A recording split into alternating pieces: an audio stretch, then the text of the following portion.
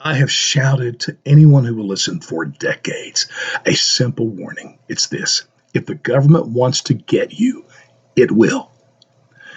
And I know you're thinking, well, that's like a Russian gulag. Yep, exact same thing.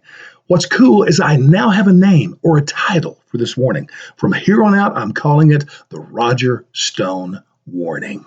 Now, here's how you get messed up in this stuff. There is in our country a thing that I just call political elite. It's headquartered in Washington, D.C. It's the heart of the federal government. There are like 400,000 government lawyers and government bureaucrats whose sole existence is to maintain the power of the status quo.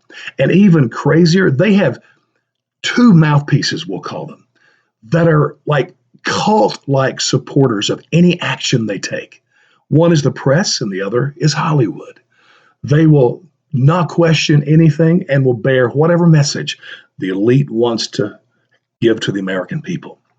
Well, if you ever get involved in politics on the smallest level and you're on the wrong side of the political elite, if they want to get you, they will. That's my point. This is what happened to Roger Stone. Let's look at his story. Now, I laugh because he's been a political consultant for life. He tells the story himself about when he was a kid in grammar school, 1960. So you have Kennedy against Nixon. And he said that he told all of his classmates that if Nixon were elected, he was going to require school on Saturdays. Well, the hope here was that all the kids would go home, make their parents vote for Kennedy. So it started early.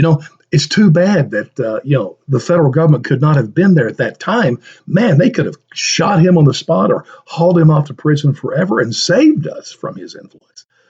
But we had to wait till he was 67. Now, here's what he did. This all started, he was supposedly the middleman between WikiLeaks and the Trump campaign. Julian Assange and the WikiLeaks thing, they had Hillary's emails that supposedly were hacked by Russia. Who knows? Regardless, even Stone tweeted several times, hey, Assange released Hillary's emails. Now, there's nothing illegal in any of that. It's just basic opposition research. But it was enough for Bob Mueller to be able to ask him to come testify against Trump in the Russian collusion 2-year investigation.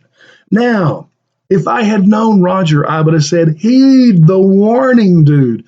Like most Americans, he thought, you know what? I'm innocent. They can check out my bank account. They can, ask me questions, look at my social media. Why would I care? I'm innocent. Well, went downhill from there, and I'll finish this story tomorrow.